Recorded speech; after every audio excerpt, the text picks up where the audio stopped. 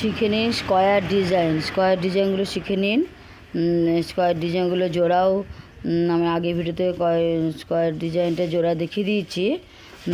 ওটা আমি সেলাই করে করে জোড়া দেখিয়ে দিয়েছি। আর এখানে স্কোয়ারটা শিখে নিন, স্কোয়ার ডিজাইনটা শিখে নিন, তাহলে অনেক কিছু কাজ। স্কোয়ার ডিজাইনটা খুব চলছে, ভালো করে স্কোয়ার ডিজাইনটা শিখে নিন। প্রথমে 5টা চেন নিলাম, দিয়ে আটকে নিলাম, তারপরে 3টে চেন নেব। স্কোয়ার ডিজাইনটা শুরুটা শিখলে আপনারা যদি 2 লাইন শিখতে পারেন, 3 লাইন যদি শিখতে পারেন স্কোয়ার ডিজাইনটা, তাহলে 6 লাইন 7 লাইন 8 লাইন সব একই ডিজাইন। হ্যাঁ, ফর্মুলা একই, শুধু গ্যাপ করতে পারলে বুঝতে পারবে আমি কি বলতে চাইছি। আগে শুরু করুন, জিনিসটা মাথায় ঢোকান। স্কোয়ার ডিজাইনটা কিন্তু খুব সহজ, গোলের থেকেও না স্কোয়ার ডিজাইনটা সহজ বেশি। কোনো টুপি হয়ে যায় না, অনেকে গোল বানায়, গোল থালি পোস্ট করতে গেলে অনেকে টুপি হয়ে যায়, ঠিকমতো বুনতে না পারলে। স্কোয়ার ডিজাইনটা কোনো ভুলের ব্যাপার না, অটোমেটিক স্কোয়ার হবে। ফর্মুলাটা ঠিক করতে হবে, 3টে ডবল ক্রুশ 1টা চেন, 3টে ডবল ক্রুশ 1টা চেন, এই হচ্ছে ফর্মুলা। প্রথম লাইনে ফর্মুলা 3টে ডবল ক্রুশ 1টা চেন। এভাবে 4টে চেন করতে হবে, একটা একটা করে 4 ভাগ করতে হবে।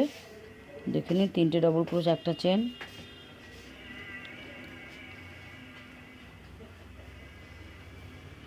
একটা চেন। এবার 3টে ডবল ক্রুশের 3টে চেনের মাথায় আটকে নেব।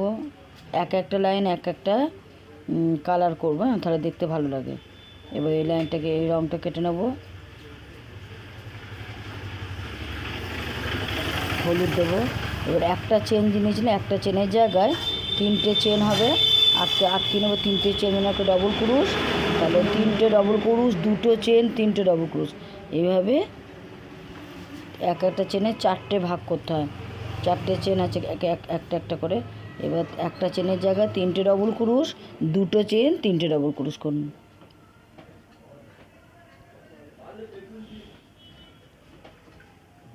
তিনটে ডবল ক্রুশ করুন।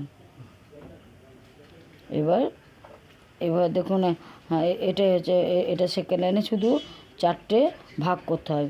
তো এই একটা চেনের গ্যাপে 4বার করতে হবে। একটা চেনের গ্যাপে 3টে ডবল ক্রুশ, 2টো চেন, 3টে ডবল ক্রুশ। দেখুন, আমি একটা চেনের গ্যাপে 3টে ডবল ক্রুশ, 2টো চেন, 3টে ডবল ক্রুশ করেছি।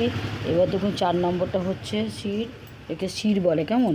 3টে ডবল ক্রুশ, 2টো চেন, 3টে ডবল ক্রুশ যেটা করলাম, এই পুরো যত বড় থালি পোস্টটা হোক, আমি তো স্কোয়ার ডিজাইন করে বিছানা চাদরও করছি, ফর্মুলা কিন্তু একই। ওই শিরের মাথার উপর শিরটা করছি, 3টে ডবল ক্রুশ, 2টো চেন, 3টে ডবল ক্রুশ।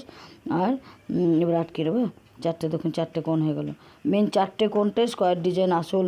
সেকেন্ড লাইনটা কিন্তু আসল, এটা শিখে গেলে 3rd line, 4th line, 5th line, 6th line, 7th line, পুরো যত বড় 20 লাইন মানে 25 লাইন সব এক ডিজাইন। থার্ড লাইন যে ডিজাইনটা স্কোয়ারে, 4th, 5th, 6th সব এক ডিজাইন। এবার তুমি কী করছি, একটা গ্যাপ, প্রথমে একটা গ্যাপ বেরোবে, এই যে একটা গ্যাপ হলে 3টে ডবল ক্রুশ করব। 3টে চেন নিচ্ছি, 3টে চেন মানে 1 ডবল ক্রুশ জানেন, আর 2টো ডবল ক্রুশ করবো, মোট 3টে ডবল ক্রুশ। তাহলে এই শুরুতে একটা গ্যাপ হচ্ছে তো, আর একদম অনেক যদি বড় থালি পোস্ট করেন এই ফর্মুলায়, তাহলে এই গ্যাপটা অনেক গ্যাপ হবে, মানে 20টা 25টা গ্যাপ হবে। কিন্তু শিরের মাথাও শিরটা করবে, এটা শির। 3টে ডবল ক্রুশ একই গ্যাপে, ওই 2টো চেনের গ্যাপে 3টে ডবল ক্রুশ, 2টো চেন, 3টে ডবল ক্রুশ। আমি বারবার বলছি কারণ স্কোয়ার ডিজাইনটা খুব চলছে এখন, আপনারা শিখে নিন ধরে ধরে।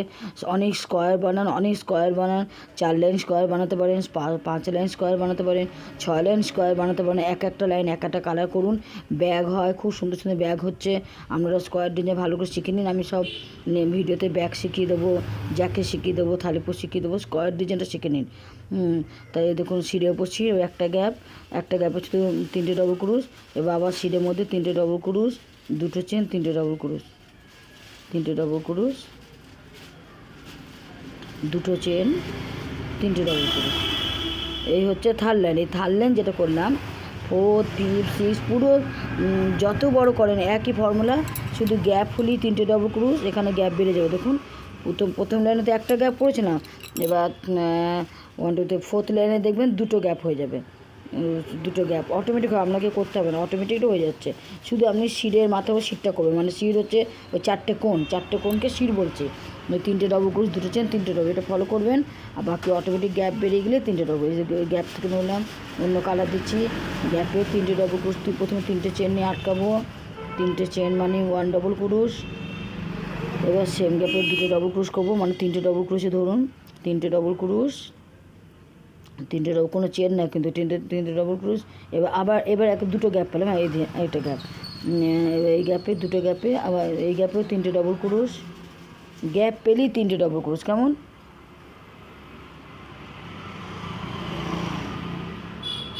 স্কোয়ারগুলো শেখা হয়ে গেলে আমাকে বলবে, আমি এইগুলো ক্রুশ দিয়েও জয়েন্ট হয়। হ্যাঁ, এখানে 3টে ডবল ক্রোশ, 2টো চেন, 3টে ডবল ক্রোশ, ক্রুশ দিয়ে জয়েন করে যায়, সেলাই করে জয়েন করে যায়।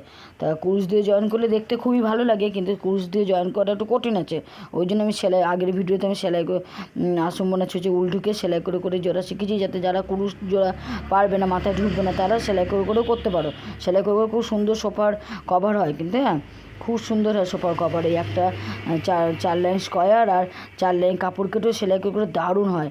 আমি যে ছোটোবেলায় করেছিলাম, আমার বাপের বাড়িতে আছে এরকম 4 লাইন, শুধু 4টে লাইন করেছিলাম, 4টে লাইন স্কোয়ার ডিজাইন উল দিয়ে, আর এরকম 4 কোণা ছিট কেটেছিলাম। কেমন? ছিট কেটেছিলাম। এবারে উল দিয়ে এটা করেছিলাম সাদা, ছিটটা করেছিলাম লাল। এবার তখন তো নানান কালারও বুঝতাম না, যারা সাদাই বানিয়েছিল, হ্যাঁ সাদা আর লালটা ছিটটা ছিল। তো ওইটা সেলাই করে করে সোফার কভার ছিল, মানে সে পুরো কেনা, ভাবতে কেউ বলতেই পারতো না বানিয়েছি, সবাই বলতো কোথা থেকে কিনেছেন, খুব সুন্দর লাগছে, দারুণ দেখতে লাগে। আপনারা ওটাও করতে পারেন, স্কোয়ার আর 4 কোণা ছিট জুড়ে জুড়ে খুব সুন্দর দেখতে হয়। আবার শুধু উল দিয়েও জুড়ে জুড়ে করতে পারেন। সোফার কভার খুব ভালো লাগবে, পিছনে ঠেস দেওয়ার জিনিসটা মেলায় কিনতে পারে, যে হস্তশিল্প মেলায় আমরা নিজেরা যে বানাতে পারেন তা আরও ভালো, তাই না? এরকম আটকে নিলাম, তাহলে একই, এখানে শুধু 2টো গ্যাপ বেরোলো, প্রত্যেকেতে একটা সাইডে একটা গ্যাপ বেরোবে। হ্যাঁ, এখানে দেখুন 3টে গ্যাপ হবে, 2টো গ্যাপ হলো, এই লাইনে এবার 3টে গ্যাপ হবে। কেমন? তা আমি 4 লাইন করেই দেখিয়ে দিলাম। তো এবার 4 লাইন করে, এবার আমি 4 লাইন করে দেখিয়ে দিলাম। এবার 4 লাইন করে করে আমার নেক্সট ভিডিওতে আছে, শিখে নেবেন। এভাবে 4টে পিসকে আমি সেলাই করে করে জুড়েছি। হ্যাঁ, নেক্সট ভিডিওতে জোড়াটা শিখিয়ে দিয়েছি। আমি শুধু স্কোয়ারটা আবার শেখালাম বলে ভিডিওটা দিলাম। ভালো করে স্কোয়ারটা প্র্যাকটিস করুন, ভিডিওটা